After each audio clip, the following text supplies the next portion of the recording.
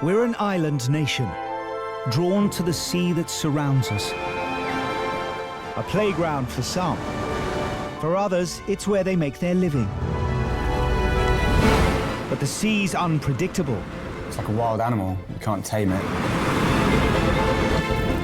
There to save our lives is a volunteer army of over 5,000 ordinary people, ready to leave their jobs, their families, and race to our rescue. When the pages go off, we have to prepare for absolutely anything. Go, go, go! You do go out fearing the worst. Once I could see the orange, I knew we were okay. We're with you, we're with you! Equipped with their own cameras. Good afternoon. Stay where you are, yeah? We're going to come to you! The crews give us a unique insight into every call-out. I thought I was going to die! As only they see it. I've got you, I've got you. For those who risk their lives, it has become a way of life. Saving someone's life is phenomenal. Let's let go! There is nothing more rewarding. Hold on!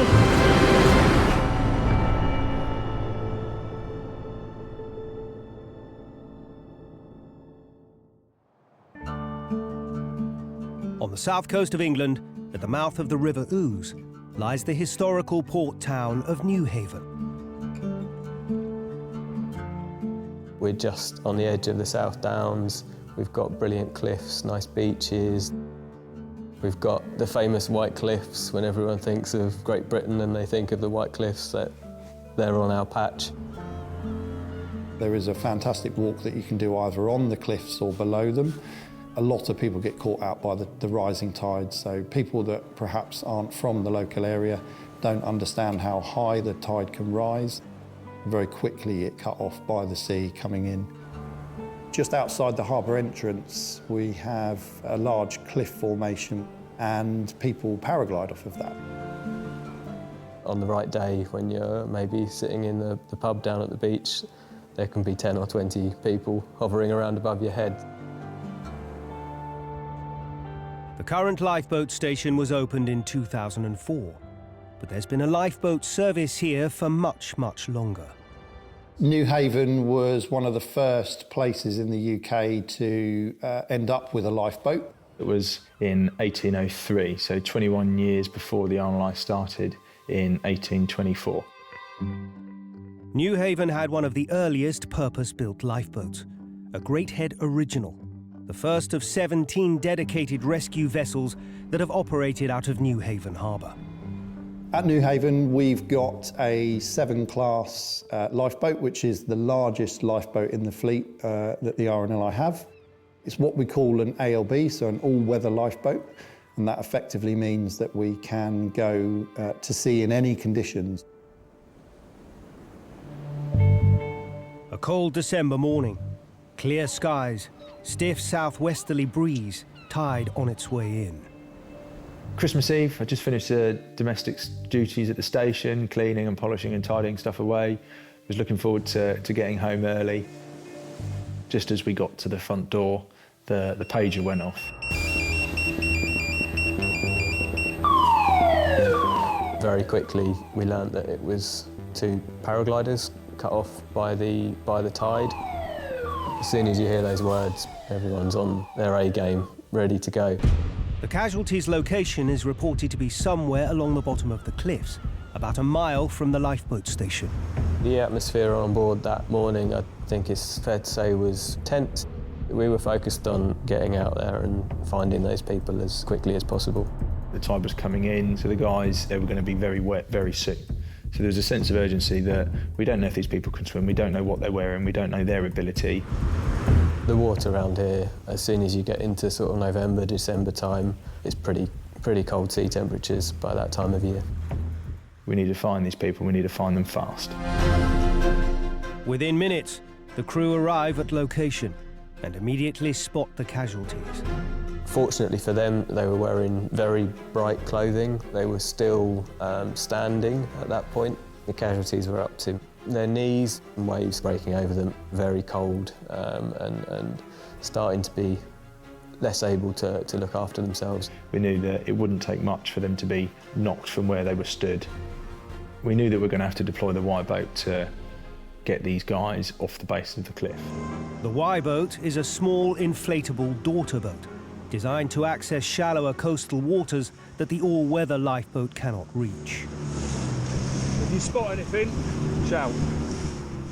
There's a lot of kind of chalk and flint rocks that stick out. They're very, very sharp, and it's an inflatable boat. Tell me if you make contact with anything. Chris was looking out for obvious signs of rocks and jaggedy stuff that's going to create an issue and take the edge off our day. The most dangerous rocks are just below the waterline by the cliff edge, which, as the lifeboat draws closer to the casualties, could easily rip the boat or break the engine. The other big issue is keeping the boat the right way up. Capsize is a real danger, and you don't want to go from 2 casualties to 4 casualties. We've got quite a bit of swell pushing through. We don't want to get smashed up against the cliffs and pop it again. The closer the water, as it comes into the shore, gets, the rougher it tends to get. We could see them scrambling to try and hold on to something, trying to brace themselves against the waves with their backs. And every time a wave broke over them, they were losing their footing. The same waves that are battering the casualties are also making it extremely difficult for the Y-boat to get close enough to rescue them.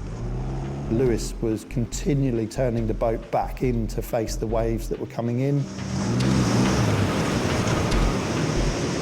I really don't know how we're going to do this.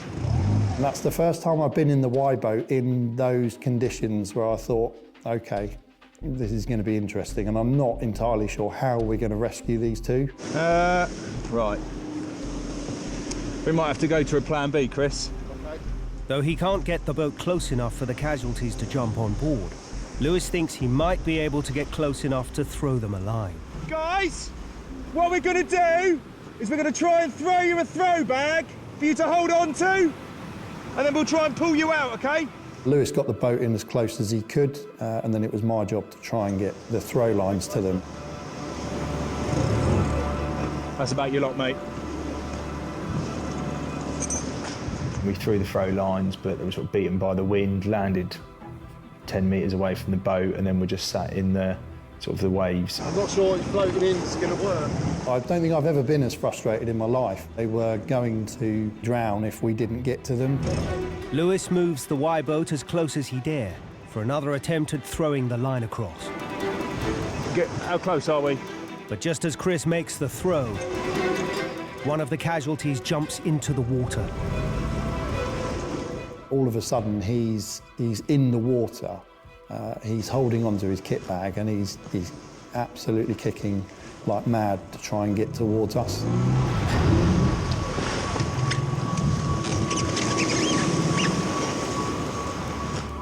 I could tell he was putting all of his energy into it, and it was an extremely difficult swim for him.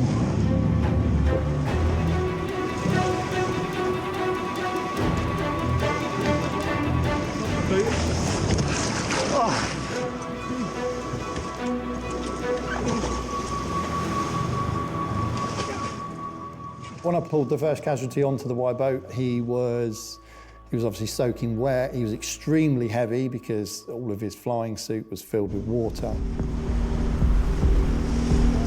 With the waterlogged casualty now on board, the Y-boat is at capacity, so the crew need to urgently ferry him back to the ALB. Right, we're not going to have long alongside, OK? Time was of the essence, and we kind of had to prep him on the way back to the Y-boat that you're going to have to make a very quick exit here because we're going to need to get back to your friend who is still in danger. No, we haven't got time. The crew quickly transfer the first casualty to the ALB. Chuck it in the water.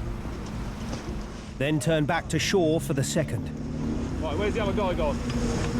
I literally looked up and the second guy wasn't there anymore. 20, 30 seconds ago, he was there, and now he's gone. Where's he gone? Is he under the water? Has he been caught by rocks? Has he got his bag caught on something? Has he got his foot caught in something? We're expecting the worst at this point. It filled me with dread. There he is. We then gained sight of the second casualty. At that point, I thought he was face down in the water. I thought he had drowned. I'm going to come round side, starboard side too. However, time was still of the essence. Even if he was face down in the water, there's things we can do. We've got trained medics, we can do CPR, and we need to get in there to get this chap. You're going to have to make a snatch and grab at this. It was only really when we got closer that actually I realised he wasn't face down in the water. He was face up, he was laying on his back with his arms and his legs stretched out. Though the casualty is alive, he's drifting dangerously close to the cliffs and appears unable to swim to the Y-boat, meaning the crew need to go to him. Up the front, mate, up the front. I said to Chris, we're going to have one shot at this and we've got to get it right first time.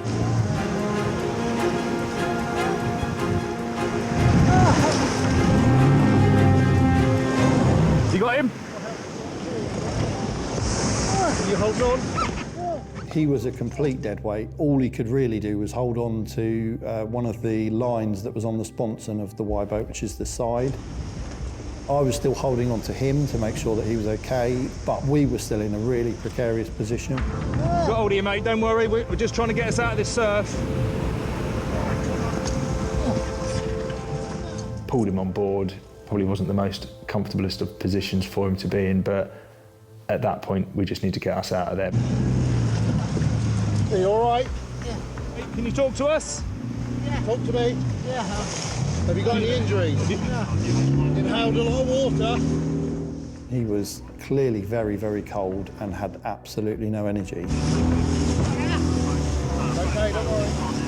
We were there trying to get answers out and keep him alert and responsive and talking to us, because more often than not we find that when people are in the water and want to be rescued, they stay alive and they're conscious until we're there.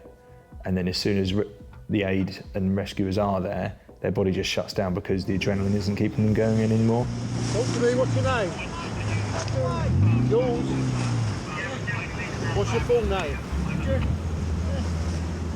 You're okay, buddy? We're alongside our boat now, all right? His body had started to shut down. He was cold, shivering, and was blue. So I'd signalled to the coxswain, like, you need to get him back in a hurry, and we need an ambulance on the hurry up for this guy. It doesn't get much more important and time critical than this. That's it. Come to us, sir. Sit up, buddy. That's it. Give me your hand. That's it. Okay. Everybody ready? 1, 2, 3. Yeah. Get that round, mate. Get him in the wheelhouse.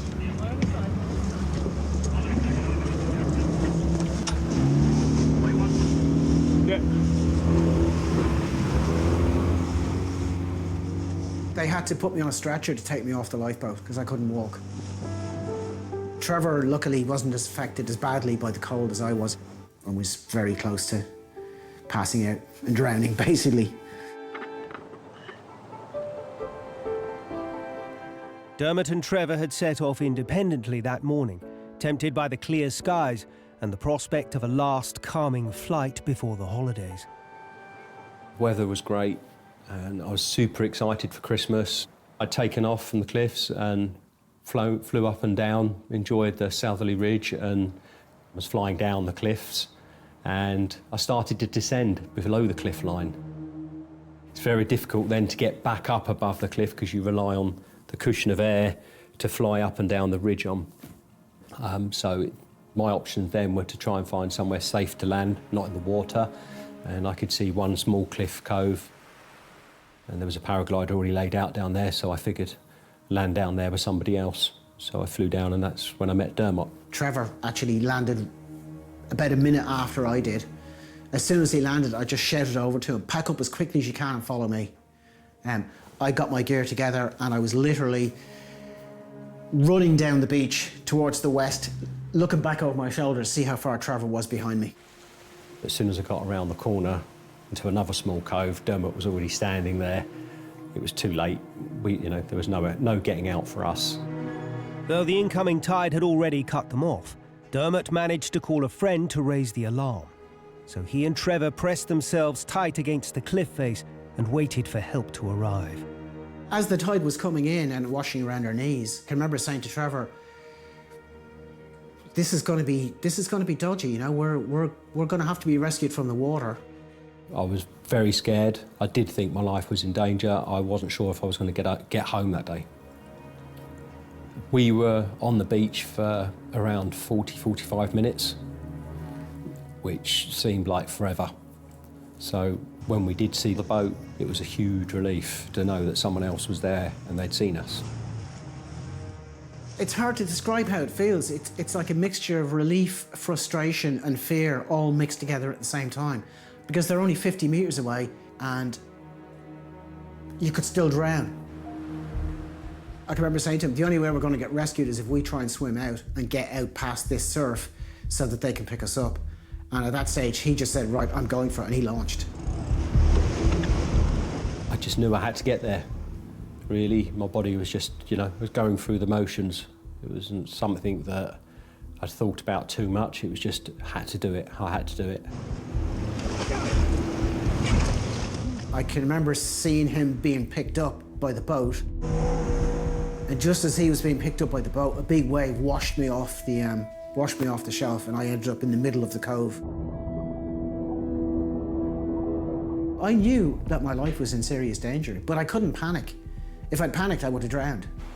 I can remember initially trying to swim, trying to get away, and every time a wave would go bang in my face, I was starting to swallow water. So I turned up with my face up to the sky so at least I could breathe, and frog kicking as hard as I could and thinking to myself, I might not make it. I might not make it. I was absolutely fearful for my life, absolutely. I knew that I was either going to be rescued within the next 5 minutes or they were going to recover my body. And I was going to just keep trying and trying and trying until I wasn't able to go anymore. I get emotional thinking about it now because I came very, very close to death, very close. And I can remember the guy in the front of the boat grabbed my arm and he said, "Don't worry, mate, we've got you." That was the point when I knew I was going to survive. Now, I can remember there was one crew member was kind of kneeling down beside me. He had his hand on my shoulder the whole time and he was talking to me the whole time. That was wonderful, just that human touch and that reassurance of him talking to me the whole time. It's like, okay, yes, I'm going to survive. It's okay, it's going to be okay. I'm going to survive this. The paramedics treated Trevor and Dermot at the lifeboat station. Dermot was taken to hospital to be monitored for hypothermia and was released later that evening, just in time for Christmas. If the Coast Guard hadn't been called and hadn't turned up, I don't like to think about where me and Dermot would be. The lifeboat crew absolutely saved both of our lives that day. If they hadn't been there when they were, neither Trevor or I would be alive to tell this story.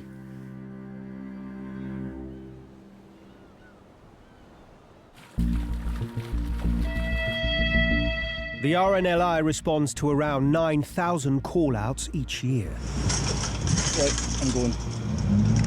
And although each emergency has its own challenges, every one is a race against time. Come on, mate, come on, hurry up! You on? A second could make all the difference, especially if there's a life in danger. Matt, he's gone under! We've had situations where we've pulled up and people are going under. I would not want to have been 10 or 15 seconds later in those situations. You're trying to get in there as quick as possible, but also as safely as possible. You don't have time on your side whenever you're in an emergency situation, around the coastline or in the ocean. It's okay. Right, come towards the boat. People are in their moment of need. That individual needs you at that time, every second.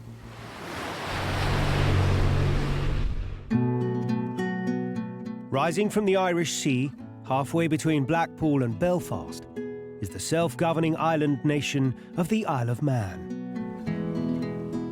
We're a very proud little nation. We've got our own currency, we have our own government, the oldest continuous government in the world, called Tynwald. We have our own laws, we have our own little intricacies. It's an incredibly proud country. Lying in a natural bay on the southwest coast of the island is Port St Mary. Port St Mary, I think, is a fairly sort of typical small village by the sea. It's not a very big place. There's a couple of pubs, a couple of harbours. In Manx, it is called Bain Carrick, which translates in English to Bay of Rocks. So it's a relatively rocky coastline, and then we have a big rock in the middle of the bay called Carrick Rock, which in English would translate to Rock Rock. Given our locality in the middle of the Irish Sea, we have a variety of vessels and water users, and they'll use as a stop-off, and they'll stop in, have a night's sleep or have a rest, refuel, recuperate, and then they'll bounce on their onward journey. With centuries of maritime visitors along such a rocky coastline, it's perhaps not surprising that there's also been a long tradition of lifeboats here. There's been a station at Port St Mary since 1896. So we've got two lifeboats in Port St Mary. We've got the Trent all-weather lifeboat, and then we've got a D-class inshore lifeboat. Being a very exposed location, you have some very active tidal currents. It can be up to 3 or 4 knots. You can get some pretty horrendous sea states really quite quickly that pick up. Anybody can get caught out at any time. A stormy Saturday morning in early November, a few hours before dawn. I woke up quite early. I was ironically watching Saving Lives at Sea at about 5:45 in the morning when the pager went off, and I wasn't quite sure initially whether it was like on the television or whether it was my actual pager. Pager goes off, there we are. We jump out of bed, throw some clothes on, I jumped in the car, headed down to the station. So the initial information on arriving at the boathouse was that there was a yacht up on the Carrick Rock, and we didn't know how many persons on board at the time. They were quite close to the Carrick at low water, so there's a risk of them being washed up onto the rocks. The Carrick Rock would make quite a mess of any boat, landing on it. So there were some concerns to get out there to help the casualties. As little is yet known about the yacht's condition or the number of people on board, the decision is taken to launch both lifeboats. So we hook tractor up, reverse the D-class down the slipway. And we followed the big boat who'd just come off the wall out into the dark. It was at that point I realised just quite how choppy and breezy it was. The breeze is actually a force 6, one step down from a gale force wind. We could see its anchor lights across the black horizon. It was at that point I realised its proximity towards Carrick Rock. Though Carrick Rock is infamous, it also has a very low profile and is made partly from black rock limestone, making it almost invisible in the dark. Well, the good thing is they're blowing that way. Oh no, the limestone too. As we got a little bit closer to the yacht, it was sat stern to the wind, which I thought was a bit odd. The yacht was literally broadside on to the waves and the weather, moving up and down quite significantly. We started to make communications with the casualty vessel. We're just approaching now to assess. It was at that point we were made aware that there was a lobster pot around its propeller, which made everything sort of make sense. There was 3 yachtsmen. They'd dropped their anchor then, so they were caught between the prop being fouled at the rear and their anchor at the forward. What is your plan with us, over? Possibly RV, possibly lifeboats. Yeah, I think the coxswain wants you to have a look at what the situation is, and then we'll work out a plan from there as to where exactly the rope is, able to free him, etc. Over. Okay, we'll assess and get back to you in a second, over. Right, go a bit closer. Ordinarily, when a boat is snagged on a line, the quickest and simplest way to free it is to go alongside and cut the rope. But in rolling seas like these, and in the dark, even the simplest solution becomes incredibly difficult. Okay, I can see the buoy, it's in the middle of their prop. The lobster pot had jammed itself right into the propeller and the skeg of the vessel, and it was going to be really difficult to free. It's now been almost 40 minutes since launch, and though dawn is breaking, the weather is getting worse and pushing the yacht ever closer to Carrick Rock. At least I'll get you a little bit of light. Time was running out, given the fact that the boat was drifting closer and closer. It was becoming rougher.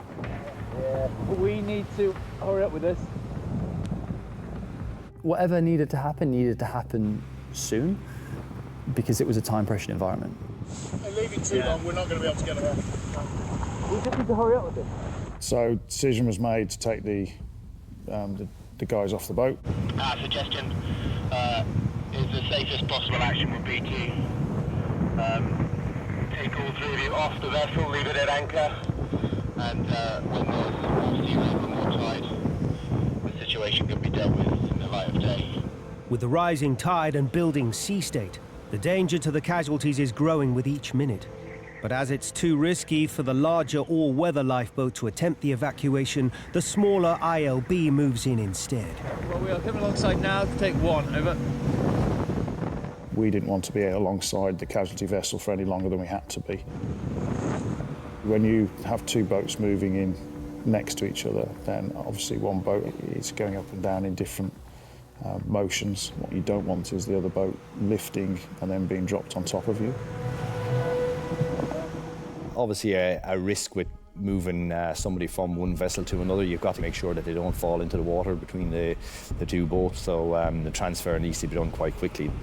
We're hanging on, trying our hardest just to keep the boat as stable and as close to him as possible.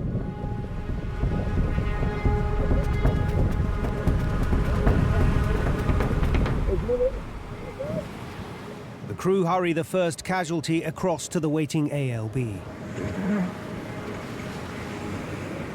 Then spin around and hurry back across the growing swell to collect the next.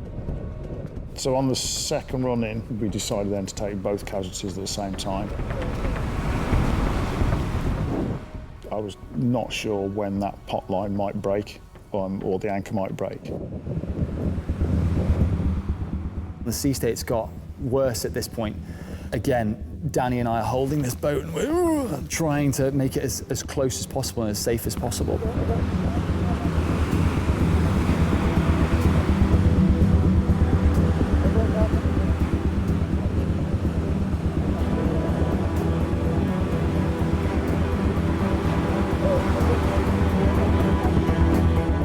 Second casualty spends a little bit longer, chooses his moment, and then lands with a great lump in my lap and goes, "Hello." I'd love to have you on board.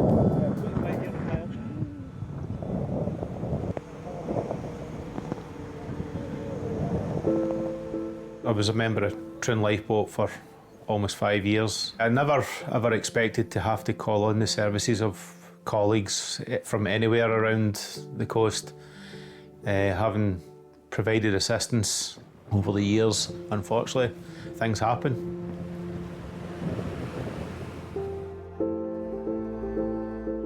Billy had only just bought the yacht and travelled down to Liverpool the previous day, ready to sail it back to Scotland with a couple of extra crew.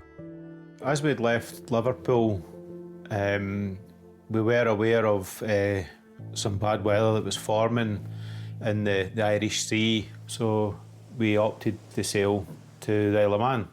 It was probably around 5 a.m, something like that in the morning. We were making ready to enter the harbour, and all of a sudden there was a clanging noise from below, and I instantly recognised it as something round the propeller. The wind and the sea was pushing us towards the rocks, so we had to make the decision to deploy the anchor to try and stop us before we reached the rocks. We were at the mercy of the sea, effectively. I asked one of my colleagues to put out the radio call to the Coast Guard for some assistance. Port St Mary Lifeboat were with us within a matter of minutes. Good lad. After being transferred to the lifeboat, Billy and his fellow crew members were taken ashore. They were given dry clothes and a hearty breakfast at a local hotel, where they planned to wait out the weather, then return to the yacht when the tide had turned. We were sat enjoying the breakfast in the hotel, and I got a call from someone down at Port St Mary Lifeboat Station informing me, unfortunately, the yacht had broke free from our anchor My heart sank a little bit, knowing that then the boat was fully at the mercy of the sea. It was then a waiting game as to what was going to happen. Honestly, I thought, there we go. She'll sit nicely there. That's perfect. Low water's coming, she'll rise, it'll be fine. About 5 minutes later, she wasn't there anymore. Collided with the little tower that's on the Carrick and then rolled over the rock. And she capsized, and then before long couldn't see anything. It was a disastrous outcome for what was initially not a major issue.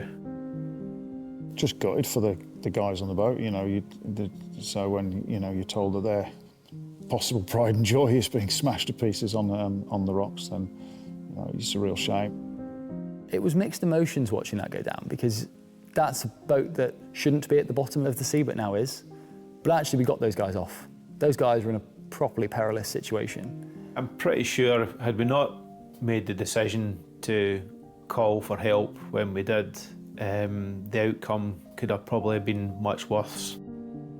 The crew, I can't thank them enough. It was a day that I certainly won't forget, and I won't forget them either.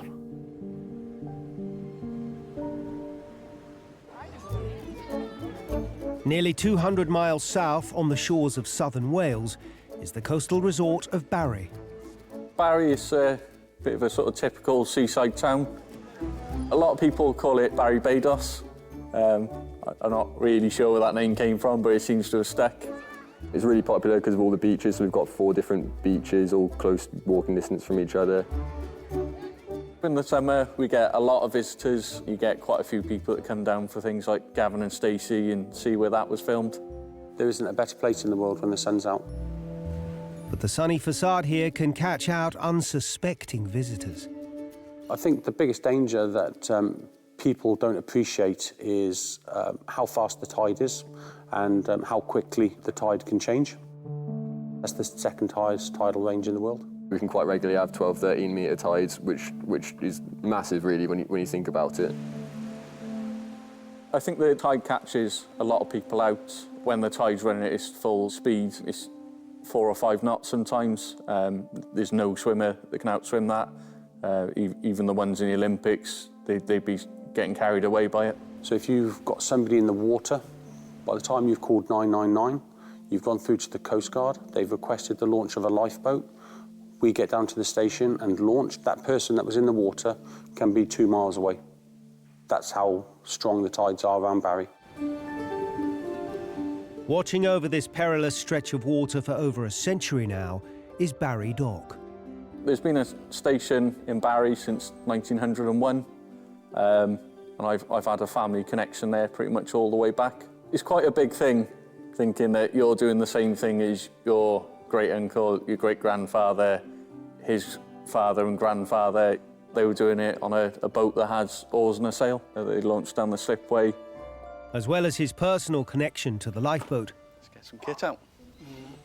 Ben is also interested in more distant history. So this is all part of a 11th century Norman, based on the Bayer tapestry. Well, it's living history, so we basically research the periods, we work out what they would have worn, and then we sort of portray it to the public. We also do combat displays and fighting, so sometimes that's recreating a specific battle. So you might do the Battle of Hastings. I've seen him fight a few times, and I'm not that worried because of all the practice he does, but yeah, your mum gets very worried, doesn't she? Panics a little. Yeah, you get a few injuries. I've got a little scar on my face from where I got hit in the face with a spear. In between historical reenactments and his full-time job as a security officer at the Welsh Parliament, Ben is also rising up the ranks of the lifeboat crew and hopes to one day make it to the highest rank of all, captain of the boat, or coxswain. I've just passed out as one of the deputy mechanics, so I'm going to see where I can get with that. But I think maybe one day I'll go for coxswain as well, see where I get with it. Yeah, I'd be very proud if he became coxswain. It's a long family tradition of being on the lifeboat, Ben's 5th generation. I think it's quite a big thing being part of that timeline. You sort of want to keep carrying it on. It's to the point where the pager goes off and I'm to run down the station dressed like this.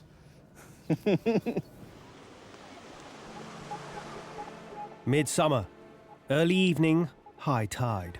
So I'd literally just finished work and just about to have a can of beer and eat my dinner. The pages went off. It was an immediate launch. Jumped in the car and got down to the station as quick as I could. Because it went straight to launch, we know it's either a mayday or we know it's people in the water. When it's someone in the water, you know it's a really urgent job. You don't know if they're wearing a life jacket. It puts you in a slightly different mindset that there is a greater sense of urgency. At that point, that's life and death for them, really. At that stage, we weren't told of the ages of the individuals. We were just told it's people in the water. It wasn't until we were on the boat and we opened up with the Coast Guard. The Coast Guard told us it was children in the water, and then you got this real sense of urgency. When you hear it's children in the water, you want to get round to where they are, and you just hope to God that you're going to be able to find them. The casualties' location is reported to be about 2 miles west from the lifeboat station. But we were tasked to go round to the Old Harbour area of Barry Island, which is very sheltered. It is a popular spot for people to go and swim. We weren't really holding back, so it was a case of hang on tight and just bounce along over the tops of the waves. You just want to get there, you just want to find them, and then what you're thinking is, what if I can't find them? What am I going to do if I can't find these individuals? At its top speed of 25 knots, it takes the D-class less than 5 minutes to reach location. When we arrived at the Old Harbour, the biggest fears come true. We couldn't find them. No, not here. Are they over there? What? They said they don't know.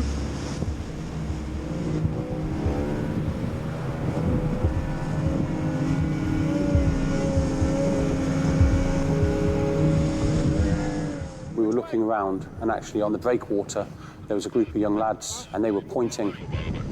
That way. Thank you. They were pointing out to us that the people were further inside the harbour, and that's where we needed to go. We've just been pointed in the direction of some people on the, just literally by the causeway. It looks too shallow for us to get in there, but that's... It's an area that at low tide it dries out completely, so to get in there with the tide falling was going to be quite risky. We weren't sure whether we were going to ground the boat or whether we'd even get stranded there ourselves. Stan, you stand by with an oar. Again? An oar. As we got closer to where the casualties were, you could see that there were a couple sat down. One, the young girl, was lying on the beach and she wasn't moving. And I thought, she doesn't look right. We need to get in there, you know. And she looked lifeless. In a worst case scenario, if they were face down in the water and they weren't breathing, then every minute counts. You know, the brain's going to survive for about 4 minutes without oxygen. Although personnel are already on shore, John, a trained paramedic, decides that with a life clearly at risk, he has no choice but to go and assist, which means taking the boat into the shallows. We're sort of having to take it slow to make sure we don't wreck the boat in the process.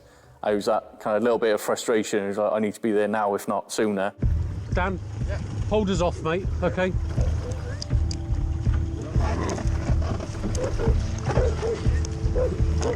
In fact, kill the engine, Dan.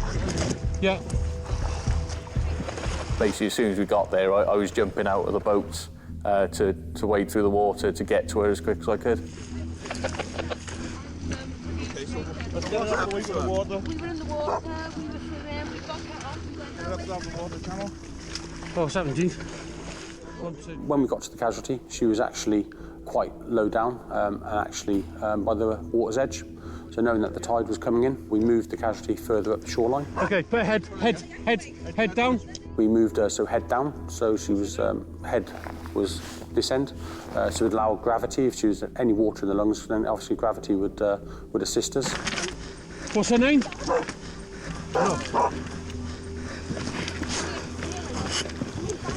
Okay, open up the O2 kit. She was unresponsive, so we always treat for the worst case scenario. So in my opinion, she'd drowned. She did have a pulse.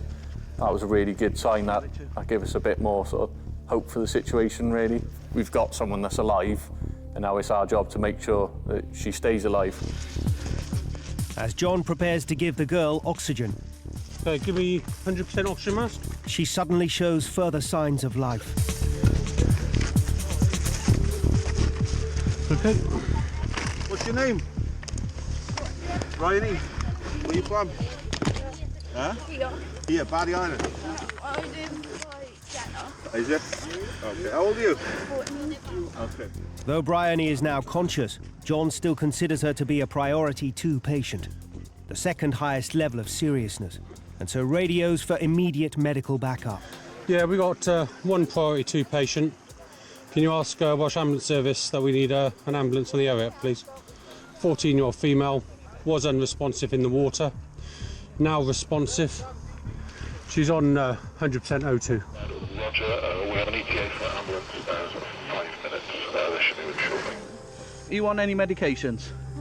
Do they want my dad's number? And what's your dad's name? Anthony. Anthony. She was asking about her father. So at that point, I spoke to her dad. Spoke to her dad on the phone. Yeah, listen, she's going to be fine, okay? So she's been pulled out of the water. She was breathing, but she was unresponsive, okay? So she probably took quite a bit of water down. And when I heard that, it was worst case scenario. You just go numb. I mean, you don't want to hear of anyone who you know being in that situation. When it's one of your kids, it hits home. Well, you'd just be beside yourself, wouldn't you? You know, it's the phone call that every parent dreads. He said, "Can you get down here? Are you local?" I said, "Yeah, I'm 5 minutes away." He said, "If you can come down as soon as possible." So I did. With her father on his way, the crew prepared to move Bryony off the beach and away from the still rising tide. Right, we just need to get you sorted out first, okay? Right, we're going to have to lift you up, stop you getting wet, okay? So, same as we... Sorry? Just give it a minute. Your dad's on his way as well, so he'll be here to see you. We just need to get you sorted first, okay? But as moving her without a stretcher carries risk, John holds off, despite the rising tide, after he spots that the ambulance has now arrived and the stretcher is on its way. Done a baseline set of observations on the patient, had a good listen to her chest, just to make sure there's no fluid in the lungs. Right, nice big deep breaths, okay? Okay, fine. Put the scoop behind her. That's it. And then roll her back onto her back. 1, 2, 3. Perfect. Right. Ready, breathe here. Okay, perfect. Stay with me, yeah. Keep talking, yeah. You guys got it? The Coast Guard sort of took over at that point. Then they were able to get her into the ambulance where the paramedics started checking her over properly and giving her all the help she needed. Yeah, listen, you're going to be fine. Your dad's on his way. It's like you see on TV, you know, there was police, ambulance, the RNLI, the Coast Guard, and in the middle of it is your daughter. It was my daughter. Anthony arrives just in time to jump in the ambulance before it speeds Bryony away to the nearby University Hospital of Wales. I'm going to get going. When I saw my dad for the first time in the ambulance, it was just a sign that I was going to be okay. They were still cutting her clothes off at the time, but I grabbed her hand and it was like putting your hand in a freezer. That's how cold she was. All I just said to him, I looked him in the eyes, I was like, "I'm sorry." Bryony had been swimming with her friends when the tide turned and the strong Bristol Channel current pulled her away from shore.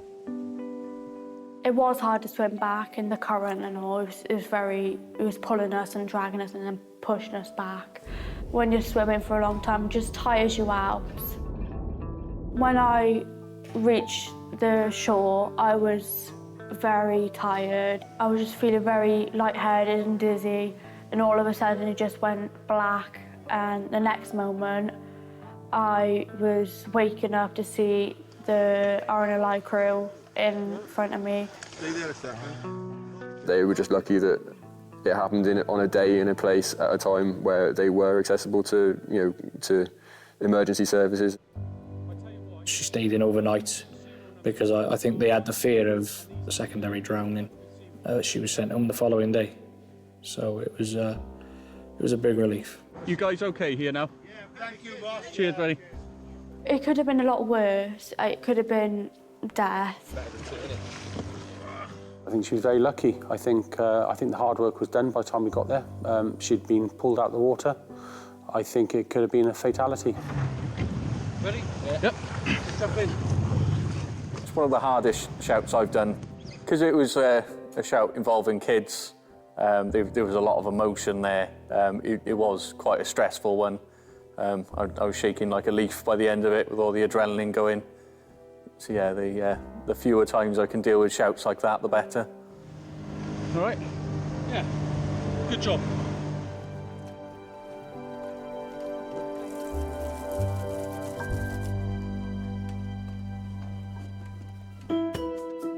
On the far side of England from Barry, on the Norfolk coast, lie the neighbouring seaside towns of Great Yarmouth and Galston. There is a slight rivalry between Great Yarmouth and Galston itself. Great Yarmouth is seen as the holiday spot, louder, noisier, whereas Galston's nice and quiet, chilled out, great for the locals. Galston is separated from Great Yarmouth by the River Yare, which is also where the current lifeboat station stands. It's very tidal, very treacherous piece of river, and it can catch many people out. It's very strong tide, very strong indeed, and very perilous. If anybody ever falls in the river, you're in trouble. There's been a lifeboat here for almost 200 years and counting, and Paddy has been here for a fair few of them. I joined the lifeboat in about 1983. I was 17 at the time. After a year's training, I got presented with my jumper at one of our events that we hold. That was a very proud moment, but I made it. After nearly 4 decades of service, it is now Paddy who is taking the new recruits under his wing. Paddy was the one who took a gamble on me. He was the one who accepted me into the crew as such, so yeah, all thanks to Paddy, really. I've got no interest in sailing or going to sea fishing. I've only ever been interested in lifeboats, so I know they're safe. A cold Wednesday morning in late February, grey skies, low tide beginning to turn. I was at work, typical day, up nice and early, struggling to wake up, cup of coffee. Just got to work, saw on social media that something was happening in the river and thought, yeah, the page is going to go off any minute. A white cat has been spotted stranded by the rising tide, and a video of it online is already going viral. Pretty much as soon as I said that, the pager beeped away. So it was grab the keys, leave work, 5-minute drive down the road. You treat animal rescues as you would a person, because 9 times out of 10, if there's a dog been swept out to sea, you know the owner's gone in after him. So we treat every animal rescue as a priority. Crew assembled as normal. Zach's new to the crew, so I kind of said to Zach, you go on this one, because, you know, it's gaining experience. I was a little bit nervous, because, you know, I've only been on about 4 shouts previous, but this is what we're there for, really. The crew head north upriver, aware that the tide is rising fast and speed is of the essence. We were advised that there is other personnel on site. The fire department was there trying with a rope grab bag to entice the cat out of its hiding place. We knew that there was obviously members of the public nearby, so we had to be a bit quicker to ensure that nobody actually tried to jump in and save it itself. It takes the crew just under 10 minutes to reach location, where a crowd alerts them to the cat's exact position. We got round the corner and saw the cat clinging on for dear life. There was a lot of people watching over us. The Coast Guard, Fire and Rescue, news channels were there. So there was a bit of pressure, but when I saw the cat, I didn't really focus on them at all, really. It was all about the cat. The area where it was in, he had no way of getting out the river himself. It was cold, wet. We don't know how long he had left. In order to not alarm the cat, they attempt to drift up to it slowly.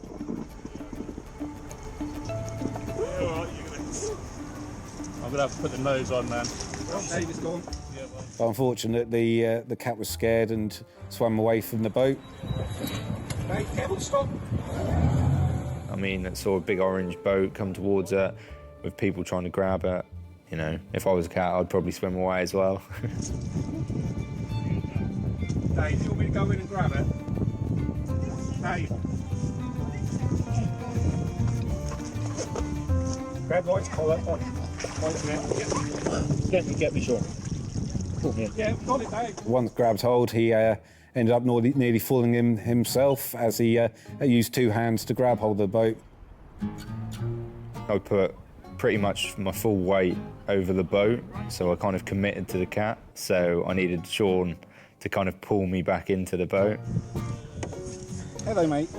We got you. It was very cold, wet, obviously distressed, shivering. It was very docile. We assumed he'd been there quite a while because it had no fight in him at all. Though the cat is now out of the river, it is not yet out of danger. Being a cat person myself, I was a bit worried about him still. He'd been there a long time, didn't know how cold he was, if he had any injuries, or potentially he could suffer from secondary drowning. Being in the river, he could have water on his lungs, in his throat, and it's not the cleanest of water in the area. We got you. It's okay, we got you. Sean was talking to the cat. But yeah, we're still concerned about the cat's health. So we still needed to do our job and get the cat safe. We moved over to the opposite side of the river and tied the boat up while we made the decision what to actually do. There was persons nearby. One was a local radio journalist, and he had been to a local seafood shop. Oh, it's not for you, it's the bloody cat. I'm not taking the cat's and got some scraps of salmon. Yeah, you gonna be that one? Yeah, this is one posh cat, Sean. Yeah, exactly. I tried to get smoked, but they wouldn't let me have that.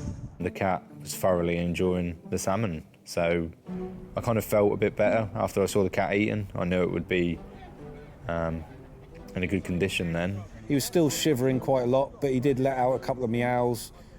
He was slowly but surely warming up. Oh, look, they've got the cage. They partially the cage up even easier, wouldn't it?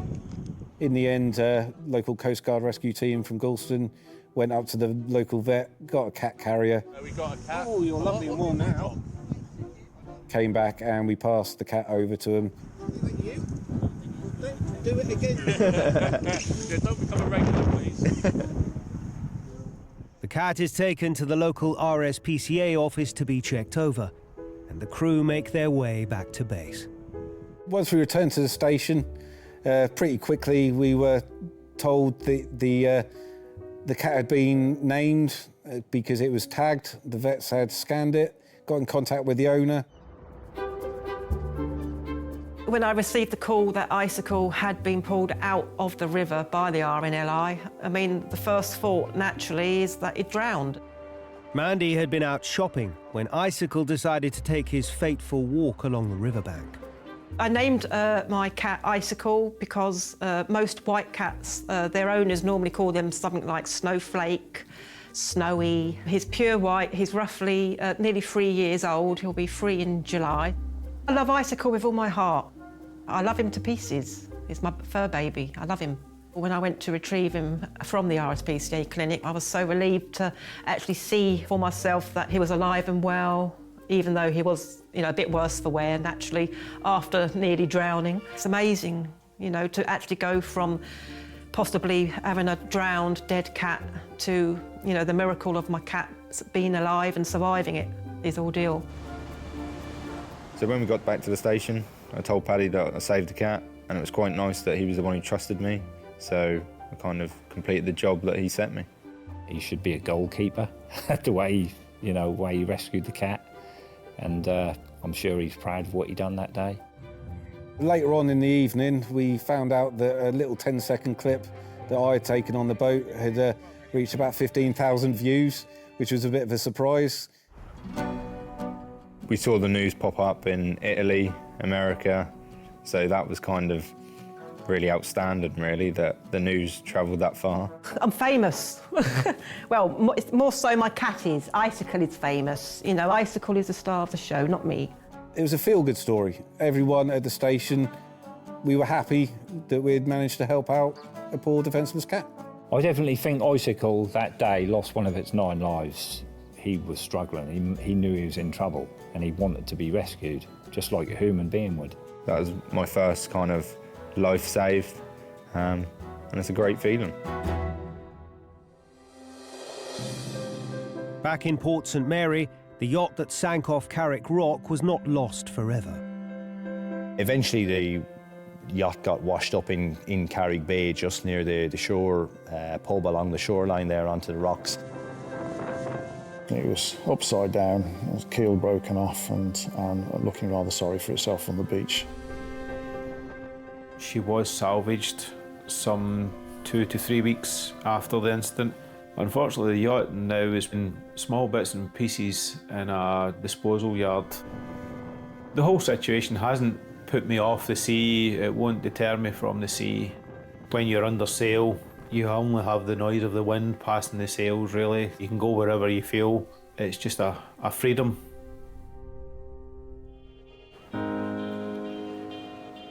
In South Wales, Bryony and her dad Anthony are still coming to terms with the day on the beach that so nearly ended in tragedy. I think it scared her, the whole situation, and maybe that's a good thing. When I look back to what happened, I should have known better. I should have looked at the current and the tides and the timing it was coming in and out. I'm not planning on going in the sea anytime soon. It's just I need to overcome what's happened and my fear now and just move on.